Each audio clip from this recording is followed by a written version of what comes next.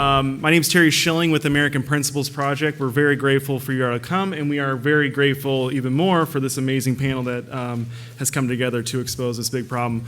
I think it's all pretty evident that conservatives have a lot going against them. Progressives have taken over almost every institution throughout our society, academia, mainstream media, Hollywood, Saks Fifth Avenue. And what we're going to talk about today is how the progressives have infiltrated social media, namely Twitter, Facebook, and Google, and why that's a major problem. We've got an all-star panel lined up, and first person to kick it off for us is going to be James O'Keefe. James is an award-winning journalist, best-selling author. He's the founder and president of Project Veritas and Project Veritas Action, nonprofit organizations dedicated to investigating corruption, dishonesty, waste, and fraud in both public and private institutions. James, take it away. Thank you. Hello, everyone. I'm James O'Keefe with Project Veritas. Great to be with this prolific panel. How long do I have? 5 minutes? 10 minutes. 10, all right. I'll take less than that. I just wanted to show for everyone again the clips we did on Twitter. We have a book out called American Pravda, Pravda being the Russian word for truth, the difference between the people in the Soviet Union. They knew they were being lied to, and the American media, a lot of people still believe what the American media tell us. So I had, partially inspired by what Mr. Damore did and other people like him. We believe that they're censoring people. We suspect this to be the case. They're targeting people for ideological reasons. And one of the things we did last month is track these people down. And I don't know how many of you saw the Twitter videos. So, about most people. This is a person named Olinda Hassan. She's on the Orwellian-sounding Trust and Safety Council at Twitter. And we met her at a Christmas party. And here's what she had to say. The sound probably is not very good, but you can read the chyron.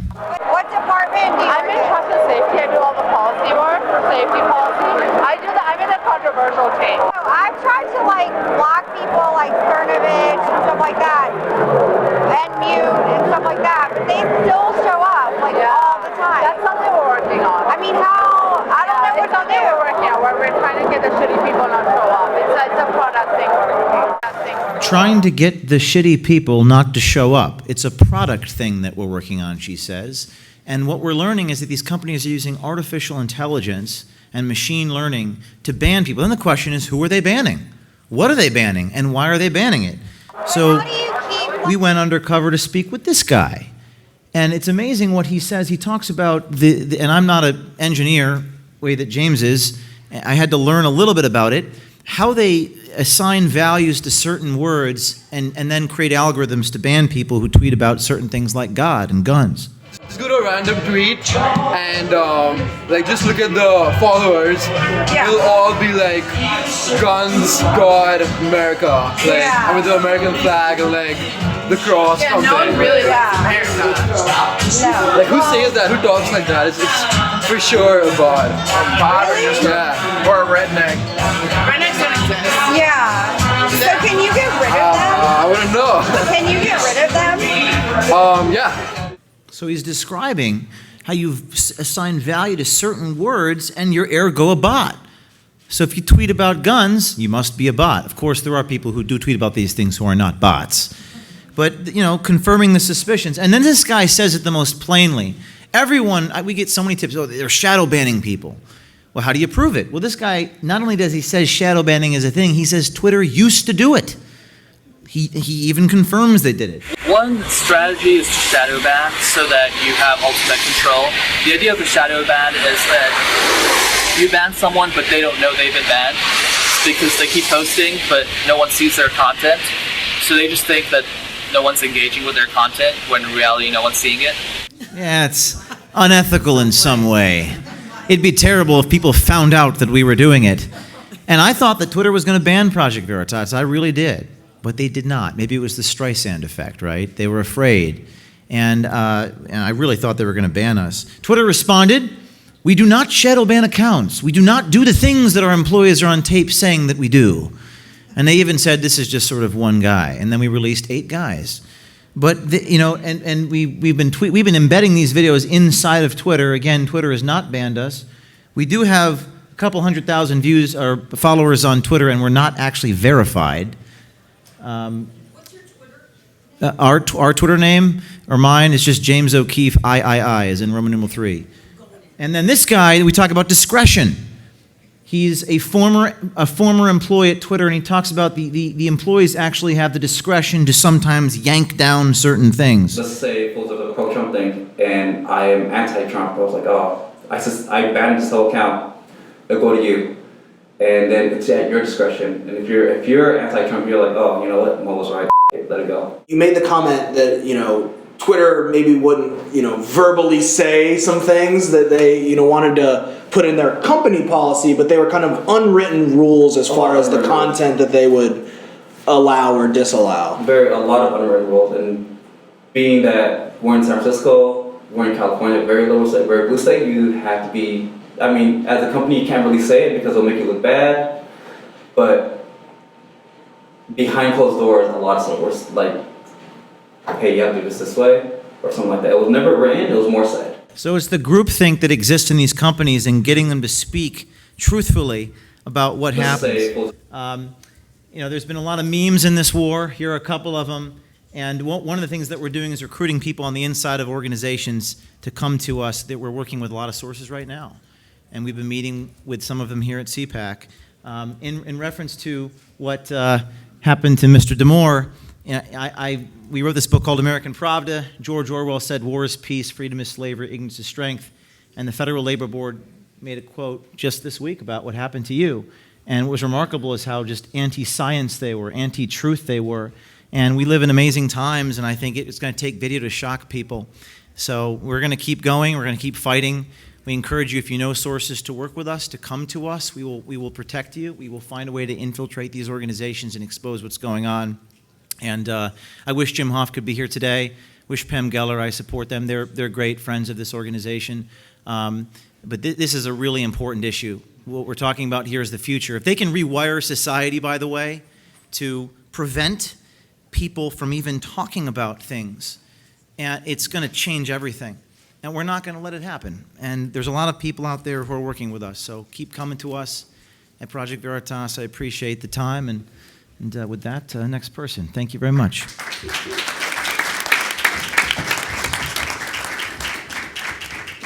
Thank you very much, James. Next up for our panelists, we're going to have James Damore, who is representing Fired for Truth. As many of you guys know, James was fired from Google for speaking out about oppressive power structures within Silicon Valley that are proven to be harmful to the companies that implement them, as well as to their employees and society at large. His memo, Google's ideological echo chamber, was deemed controversial for his radical acknowledgement that women and men are different, something that just 2 years ago was treated as a self-evident truth. James?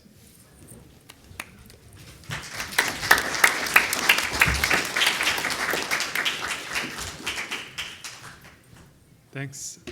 I'll try to be short. I think this is a really important topic, and I want to leave room for questions.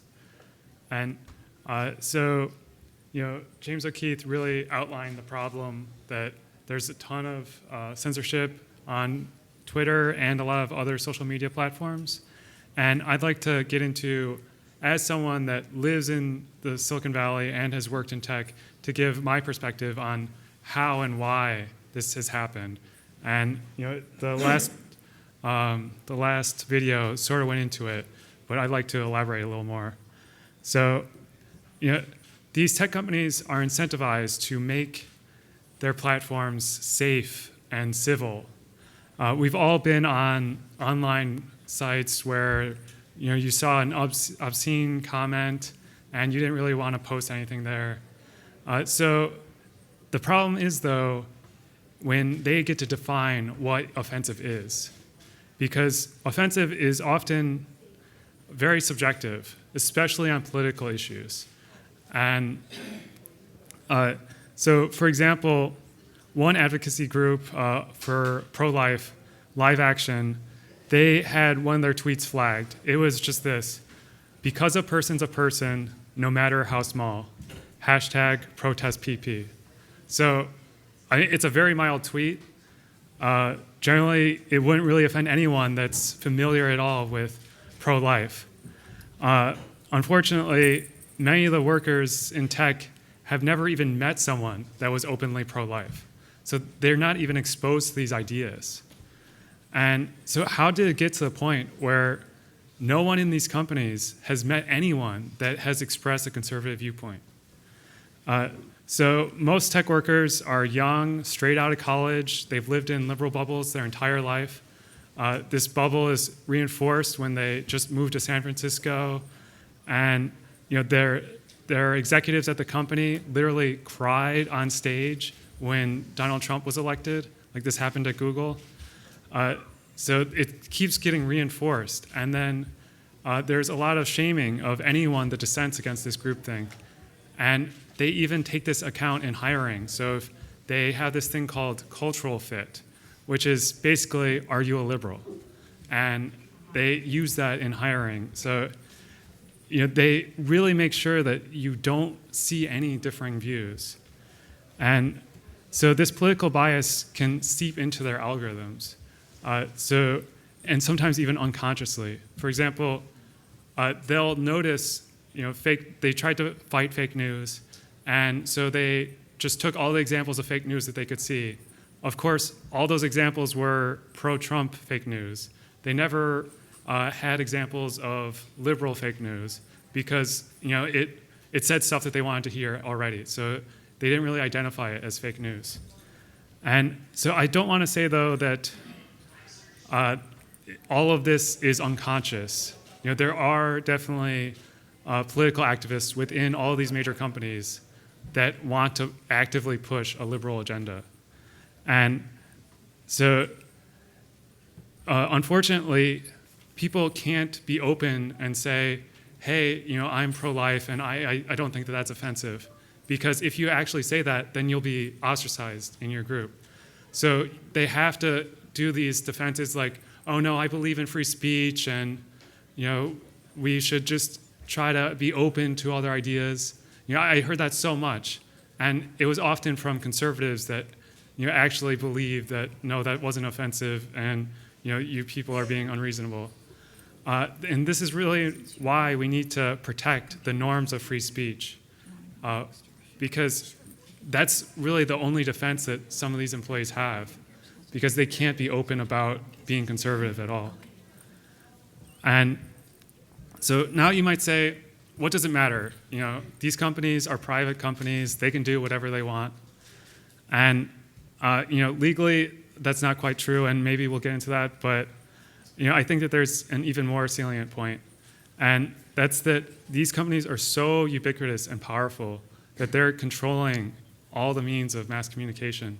Just imagine if you were tweeting or you're text messaging or calling a friend, and your phone company started censoring your text message because they disagreed with your politics. Now, that would obviously be scary, and this is in some ways even worse. So we really need to wake up to the problem and help raise awareness, because this is a big risk to freedom of speech and democracy in general. So how else can we defend ourselves from censorship in tech? We need to hold these companies accountable. Some of the stuff that James O'Keefe is doing is really great, really exposing what they're actually doing. And also just spreading public awareness about these issues.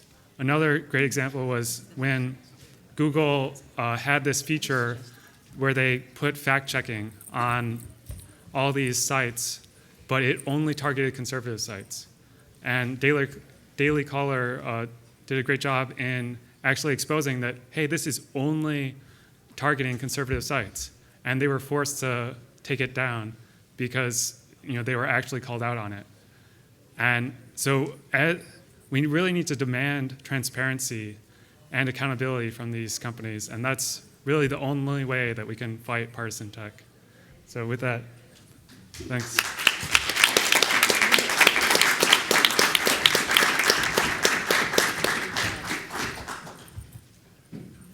Thank you very much, James. Next up, we're going to switch the order up just a little bit. We're going to bring up Marlene Jekyll.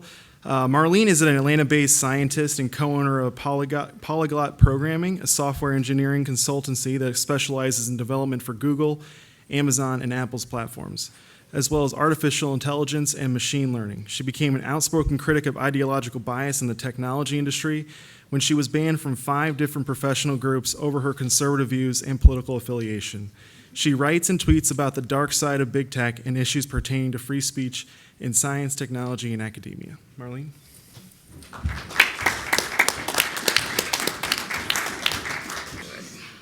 So hi everybody, I'm Marlene Yeckel. I'm going to start off by just telling you a little bit about myself, but the first thing I will say is you will hear a little bit of an accent, and there's a reason for that.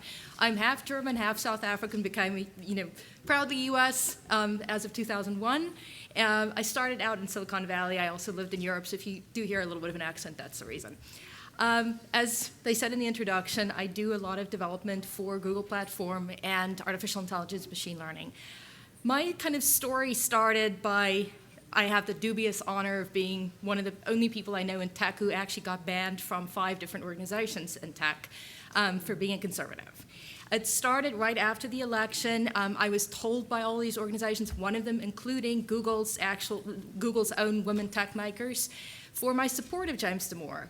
Right after the memo came out, I was told that my views are harmful to gender equality because I don't believe that the wage gap for women in technology is as portrayed in the media based on Department of Labor statistics. So Google went ahead and banned me from the organization. And that kind of got me started. I was not very involved with politics prior to that. I didn't really follow much of the discussion that people had had previously about censorship issues on social media platforms. But at that point, it started becoming an issue for me, and I started paying attention to what was happening to other conservatives. And around the time that James actually got terminated from Google, some of you may be familiar with Professor Jordan Peterson from Canada. He actually had his Google account suspended about a week before James's termination. Now, what was coincidence or maybe not was the fact that James referenced Jordan Peterson in the memo. At the time, we know that the memo was being circulated inside of Google. So there was definitely some concern that what triggered the suspension of his account. The account was reinstated, but it certainly left questions for me and a number of other people.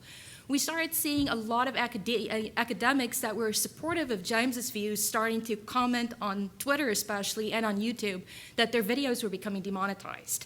And these are videos that are completely harmless, would be appropriate for freshman lectures. It's completely academic content. There's no legitimate reason why this is being censored. What we do know is that in some cases, the videos are being censored before it's even published. So we know that Google's algorithm is going through the transcript of the video and something in the keywords is flagging them, and they're essentially suppressing some of these videos. We also started hearing more and more complaints of people's accounts being censored. We saw shadow banning becoming an issue, people reporting that they suspect that they're being shadow banned, and Twitter kept denying it. So what I would like to do is I want to kind of just show you a few examples of things that I've seen in Silicon Valley, comments about James that give you a good idea as to what the level of ideological bias is and what they do to people that support James's views. So this is a tweet that appeared from somebody who's actually now a congressional candidate for Massachusetts. Yes, she actually fabricated a fake document which circulated to the media that she claimed was part of the suit and was never part of the suit. It was actually a Photoshop job. But everything in there was completely hearsay. That had thousands of retweets. I took the screenshot early. She had thousands more retweets and likes on that. But that was something that, that was a very open, very hostile response. This is from an actual former Google engineer who is now suing Google for discrimination against women. As you can see, she's calling for actively blacklisting people who support James and people who share James's views. So, and after Google banned me, I went ahead and wrote an essay on my experiences as a conservative woman in engineering in Silicon Valley. I had a very good response. The essay was published on medium.com. And I had thousands of views on Twitter. Within the first few days, I believe I had 200,000 page views. And then suddenly Twitter decided to censor me. As you can see from the screenshot, I had a certain number of impressions. 7 hours later, the impressions actually went backwards. So I kind of asked the question, how would that happen? Because you can't unsee something you've already seen. That would imply that there's a manual intervention. Somebody went in and manually altered the number of impressions. Same thing with the number of retweets, clicks, replies, everything I've had. I took meticulous screenshots every hour to kind of prove what was happening. I commented, let Twitter know what was happening. I lost 200,000 impressions as a result of that. Twitter just never reinstated, they kept blocking the tweet specifically. Then I did a podcast with somebody that recorded essentially just an audio recording of the essay. Within a few days, the entire video got demonetized. Again, no harmful views. It was my personal experience, my personal story, for no legitimate reason. I reached out to YouTube support, never got an answer on it. Now, what I want to show you is this. As many of you know, on social media, on Twitter, you've probably heard or seen tweets from people saying, well, my tweet got, my account got suspended, or I know somebody whose account got suspended, but why aren't the verified, the blue check marks, why aren't their accounts getting suspended? So I want to show you a few examples of tweets, actual tweets that's still up on Twitter, that have not been removed. I'll kind of let you see and let you read some of these tweets. Now I ask, why are they not removed? So there you have it. Sexual abuse of children leads to great art. That's still up. That's a verified account. So there's another one calling for blacklists and spreadsheets of people that are alleged sexual harassers. Not based on actual evidence, alleged. Again, a verified account. The tweet is still up. Then we have a few more things about Christians terrorizing the world. The Muslim world was preserving civilization. That's still up. There is a supportive tweet for communism. That is still up. Conservative accounts being censored, but this is still up. Band together to kill all men. So there, I don't talk to strangers with American flags in their names because you're fascists. So that is essentially my kind of introduction to letting you know that the censorship on social media platforms against conservatives is a very real thing. As an engineer, I can tell you it's not that difficult to do. Shadow banning is not hard to do. Theoretically, all they have to do is, in the excuse that they're currently using is that they're not really censoring you because they're just taking away your audience. You're shouting into a void. So you still have the right to speak, you just don't have an audience. Now, the question is, what people are starting to ask is, what do we do about it? And this is where it kind of gets interesting because there are different, definitely two groups. Do we go for regulation? Do we not do regulation? The challenge with saying that as conservatives, we don't like the idea of regulating. I completely support that. However, the problem is with a free market idea of saying, let's just bring in competitors, it's not that simple to do. Some of these companies have had a 15 to 20-year head start. The amount of data that they have, it's near impossible for a smaller competitor to come in and start the next Google. Google's had a 20-year head start. They've got a lot of data. So what instead I think I would propose we start looking at is holding these companies accountable, having greater transparency in what they're doing with our data, what they're actually, doing with our security. How do they protect from bots coming in? How do they protect from fake news being replicated on Facebook? Because it's a black box and they refuse to cooperate with investigations. They're downplaying their own involvement with it. Instead, they focus on things like hate speech laws and enforcing hate speech laws for other countries and for foreign governments. And they're not giving us an insight on what they're actually wanting to do to protect, our data and what they're even doing with our data. The other challenge that we have as well is now with artificial intelligence, there's a lack of regulation on that and a lack of understanding as to what this all means. I actually just wrote an article for Breitbart on these Alexa home units and Google home units, and or Alexa, HomePod for Apple and Amazon Echo and Google Home. And one of the challenges is that these biases that is coming through, the devices are being programmed and the algorithms are being created by engineers who introduce their own ideological bias into these algorithms. And especially children are very vulnerable to it because they lack the ability to discern fake news from real news.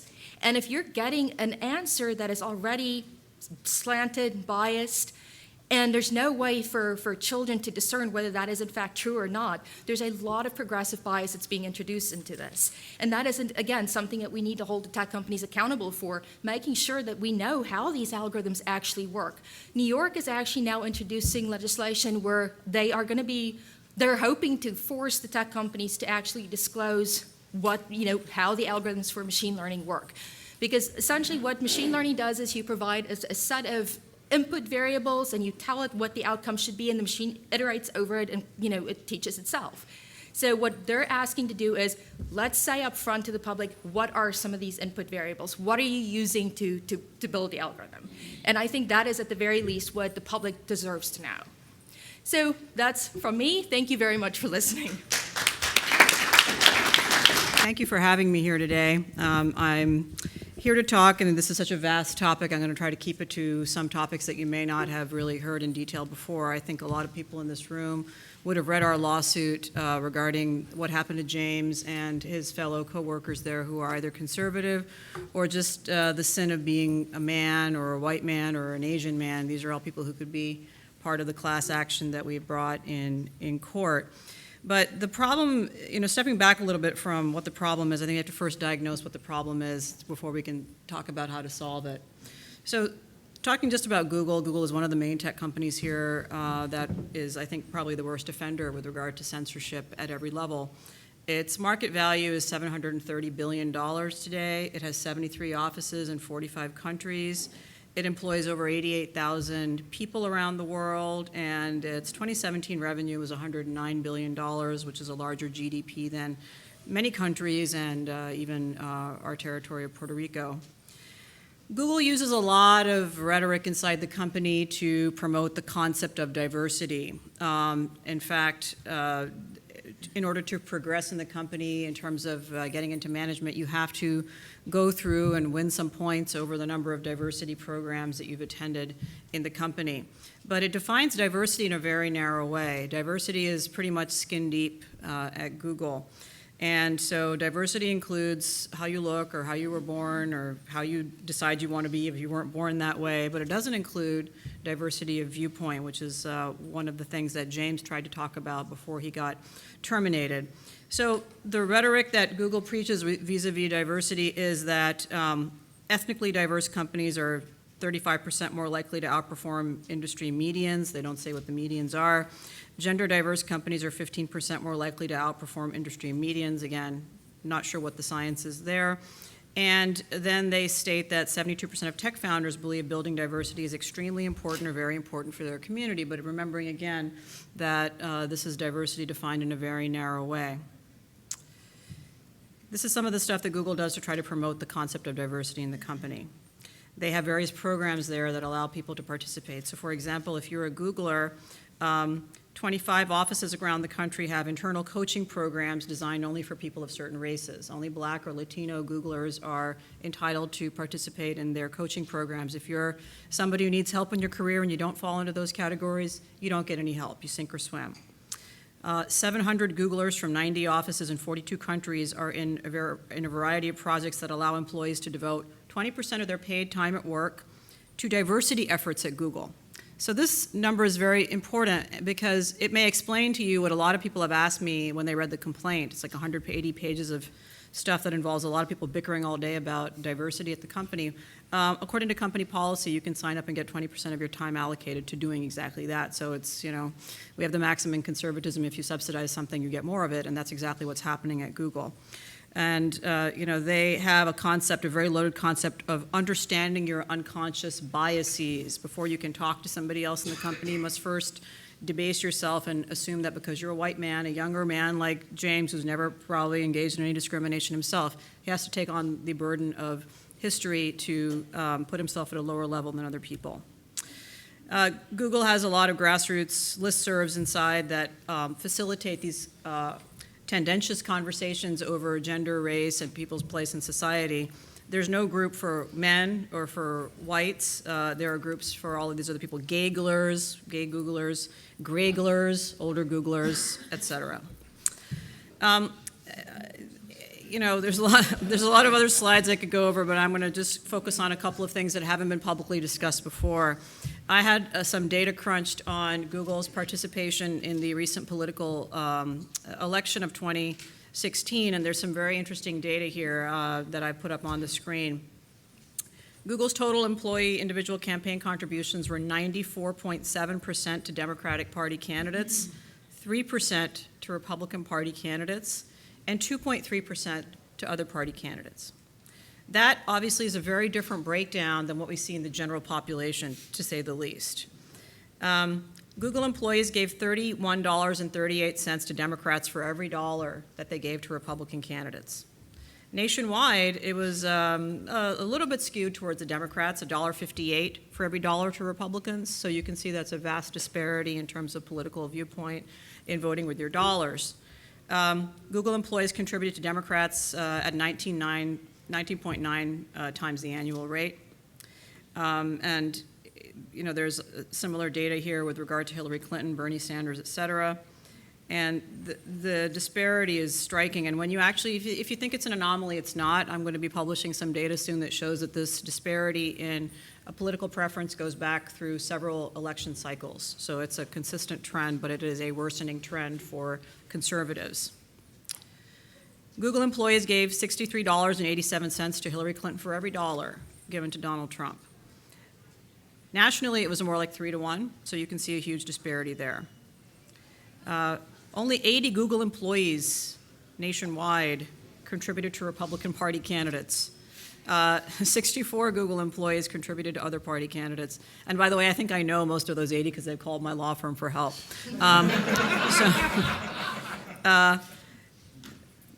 The person who crunched the data for me gave me an interesting anecdote. You're more likely to die by being shot than to be a Google employee who's contributed to a Republican Party presidential candidate.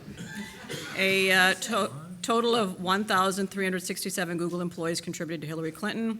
39 Google employees contributed to Donald Trump. 39. There's more people in this room than 39. And 701 Google employees contributed to all other candidates. Of the Google employees who did have the gall to support Donald Trump, almost half of them did not live in the Bay Area, where Google is headquartered. None of them were executives at the company or listed themselves as such, and most of them were in technical roles like James Damore, software engineers or developers, i.e. non-political people, not policy people, not people who are trying to get jobs in the administration, just normal people. The average contribution was a healthy $1,100 or so to Hillary Clinton, $719. And so the average contribution to Donald Trump is a little bit lower. More Google employees contributed more money to Donald Trump to Jill Stein than to Donald Trump. So that gives you a little bit of idea. And nationally, obviously, Donald Trump outperformed Jill Stein's contributions and vote significantly higher than that. So I've heard some anecdotes from people, and we've gotten calls from people throughout the tech industry in Silicon Valley. I won't name names because we're working on some potential additional lawsuits, but it is a pervasive problem. Google seems to be the worst, but censorship of this nature on what kind of flags you can put up in your cubicle is happening in many Silicon Valley companies. Somebody in another Silicon Valley company told me that he quote unquote passed as a Bernie bro at work, even though he was a Trump supporter, because he wanted to keep his head down. He did not want to get into contentious conversations with people. He had to hide who he was at work. We've seen a study done by a nonprofit organization called, it used to be called Lincoln Labs, I think it's called something else now, but Lincoln something, that has shown that after the Damore memo came out, almost 90% of conservatives who work in Silicon Valley are afraid to say that they are conservative after what happened to James. And the more liberal you are, the more likely you feel comfortable in that study to be able to come to work and say who you are. So this is all background to try to explain. Some people may be wondering, how is it that a company that's goal is to make money for its shareholders, Twitter allegedly has the same goal, and Facebook, why are they turning away business? Why are they engaging in these practices that would seem to be inimical to the interest of the shareholders? For example, we've seen evidence of Google having advertising practices where they discriminate on AdSense. They tell advertisers that maybe they shouldn't, maybe it's not in their best interest to advertise on Breitbart, for an example. So we're seeing an endemic aspect of this censorship at every level. I want to show you an example of a video here. So as many of you know, James was terminated for having views that women and men are different, and because of those differences, we should actually try to diagnose that problem and make the Google workplace more welcoming to women. That's the conclusion of his memo. Here are some ways that you can do that. So he got fired for that and then vilified in the press, et cetera. But interestingly, this is a conversation between Alphabet's CEO Sundar Pichai and the head of YouTube, Susan Wojcicki, about this very topic. And let's hear what they have to say. This is an MSNBC Recode Town Hall event. Revolution. Google and YouTube changing the world. From San Francisco, here are Recode's Kara Swisher and MSNBC's Ari Melber. Let's start with you, Susan. 2 in 10 workers at Google are women. Now, you're one of the highest ranking women at Google. It's not just a problem at Google, it's across tech companies. You've been around a long time. What's the problem of this? I call it, everyone talks about Silicon Valley as a meritocracy. I see it as a mirrorocracy, meaning white guys look at each other and hire each other, essentially. Where are we on this, and what do you think needs to happen? I think the problem is that computer science as a whole and tech as a whole has a reputation of being a very geeky male industry. And so if you look, not within the industry, but just at the educational pipeline, you see that we only have 20% of women graduating with computer science degrees. And that's a problem in and of itself, because it means we don't have enough people graduating who have those degrees. And if you say, well, why is that? I think it has to do with these perception that the computer industry is a geeky, not very interesting, not social industry, and it just couldn't be further from the truth. Come on. No, I really think it. I really think I'm going to disagree with you that strongly. Okay, go for it. Uber. I mean, like everywhere. I mean, it's just there is such a hostility. You know there is. There's a hostility not just in pay. It's jobs, where people are, and I get the pipeline issue. I understand that, but it's deeper than that. But I didn't say that there aren't real issues. But I do think there's a stereotype that causes women to not go into it, and then when women don't go into it, those problems become a lot harder, like what you're talking about at Uber. And I think you're right. Like there are real issues, and I think the good thing about the last year is that it exposed a lot of those issues, and hopefully that will prevent more of those issues happening in the future, and people will be much more aware of how to build a balanced workforce in technology. So how do you fix this? It's really important. You can change this. Ever since Susan started running in YouTube, the percentage of women in YouTube has increased significantly. Why do you think that is? Because she's a woman, but why can't men do it? But I'm saying representation matters, right? So the way you solve this is by increasing representation of women in the tech industry. So, we need to make the environment more welcoming. We need to make the jobs more interesting. Women typically look for jobs with a purpose. Studies show that. I think it's important for them to see the why of, why you need technology. So this is what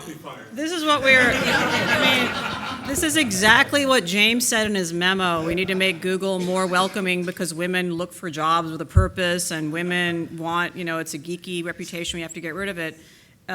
Just like the Soviet Union tried to have a command economy and run its infrastructure and its economy by a top-down approach. This is the top-down approach at Google. Is that we don't need to make the place more welcoming or understand what the issues are. We just need to forcibly mandate and get people in here by any means necessary.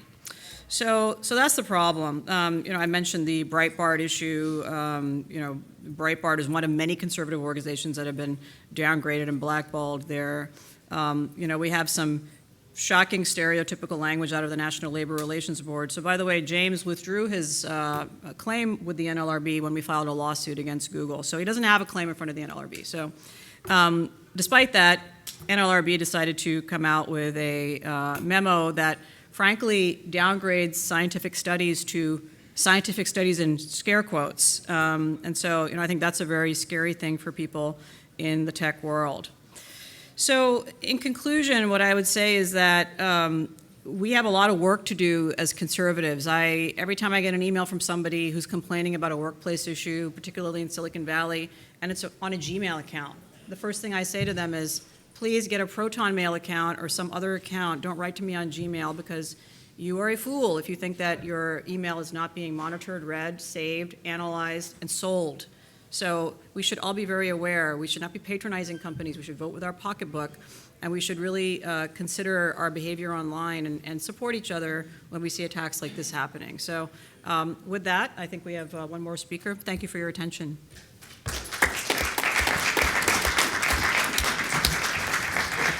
Welcome to Media Bias 2.0. Everybody ready for it? Because there's a lot more than anything they just touched on. Facebook, Google, Twitter, Reddit, Snapchat, you name it. If it's a tech company out there, there are conservatives who are complaining about it. There are conservatives who are saying that this company discriminated. They demonetized me, took down my video. It's a problem across platforms, and if the conservative movement doesn't wake up, it's going to be a problem that kills us, because unlike old media, these companies have the ability to make us cease to exist. We won't just be shouting into the ether. We'll just be in the ether. And your company can't process credit card complaints, credit cards. You can't be searched for on Twitter or Facebook or just on Google.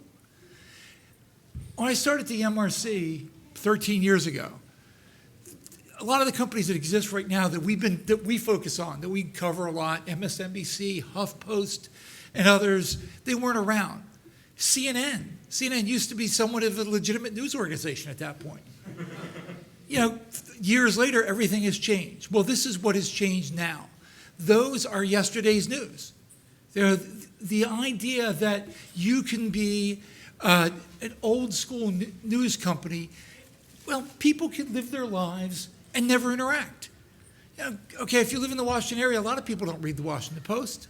It's one of the most influential papers in the country, but you can go about your day perfectly fine without reading the Post, without watching ABC or NBC or CBS or, God help you, CNN.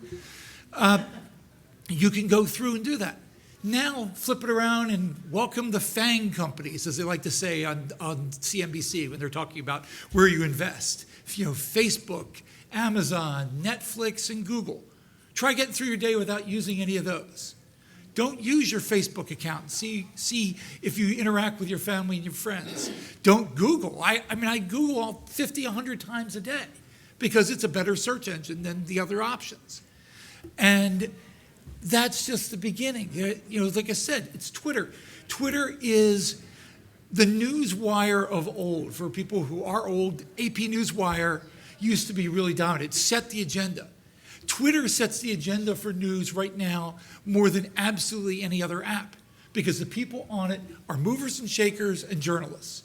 So journalists monitor who says what. If you say something interesting, you may well set in motion 2 or 20 or 200 stories. How many people saw the bogus Everytown USA stat about 18 mass shootings at U.S. high schools? Moved on Twitter, so everybody reported it. Must be true. No, of course it wasn't. So that's the upshot of the overall problem. This is a free speech issue. Our idea of free speech has always been that we have the right to say what we want. Well, that's been gradually chipped away in grade schools and in high schools and college. Well, a lot of the people who've learned that way have now graduated and work at tech companies. People are policy. So if you hire people who don't believe in kind of the foundational beliefs of our country, either they're not from here and they don't believe it, or they've been raised in public schools and taught not to believe it, well, then that becomes, again, part of your policies. You look at these tech companies, who do they work with? They're working with the SPLC, Southern Poverty Law Center, which, frankly, it claims to monitor hate groups and then goes after any conservative group on anything. If you're a conservative group and you don't agree with them on abortion, on LGBT issues, or if you want to be PC, LGBTQIA issues, if you disagree, then you're listed as a hater. They had whole communities listed as hate groups. And then once you're on there, you can't get removed. Even Politico had a nice story about one of the communities battling this the other day. Now, there is a little hope. I noticed, a couple of the sponsors, CPAC, are some of the tech companies that we're talking about. But these are companies that have money that could fill this room, and that's just the interest of what they got today.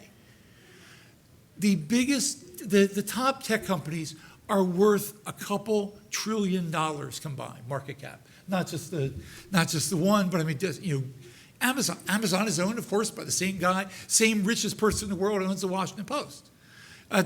Compared that to the top media companies, they're worth, even if you go to counting all of Disney's market cap, all of Turner and Comcast and all these companies' market cap, they're not worth 1/5 of what these top tech companies are. So money is not an issue. They can afford to lose money. They can afford to lose customers. They don't care about us. We need to make sure they do. Because what the left is trying to do, and here's the word for the day, it's like Sesame Street, deplatforming.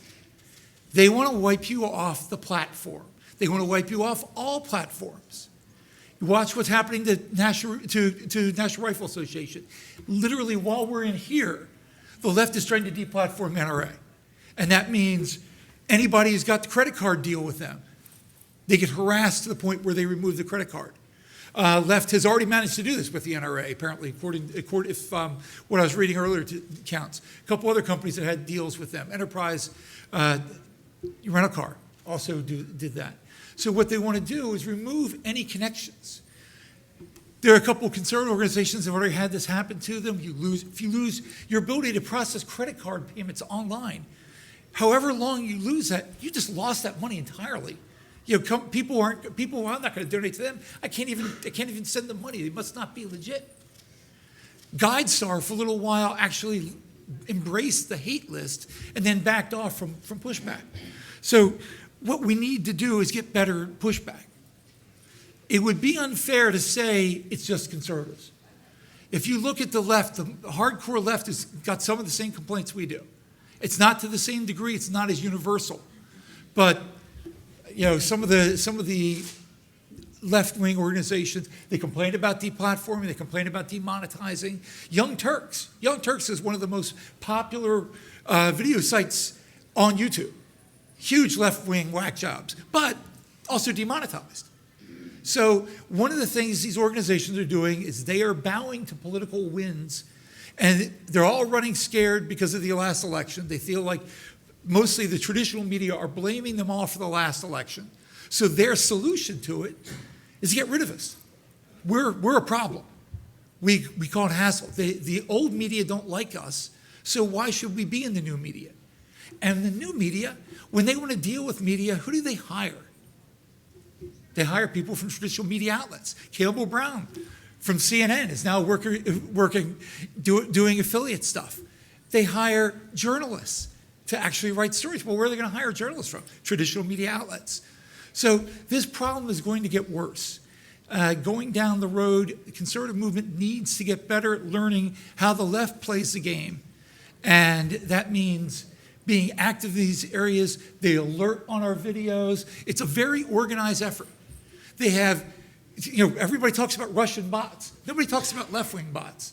You can't operate a day on Twitter without getting bombarded by phony accounts who are staffed by people who are using zero-follower Twitter accounts to come after you. I didn't see one person I follow on the left, I follow a lot of them, complain about what happened this week with losing Twitter accounts. I knew a lot of people on the right who lost hundreds or even thousands of followers on Twitter. We need to be aware. So I want to make sure we have some time for questions. But the one thing I wanted to say is, this is a media bias thing. This is what Media Research Center does. So we're sort of like the right-wing Tom Joad for people who remember their books. And wherever this problem happens, media bias, we're going to be there. So if you run into problems, if you have questions, if you know of bias, if you hear of issues, reach out to me. I'll be here afterwards handing out business cards. This is a battle we're ready to fight.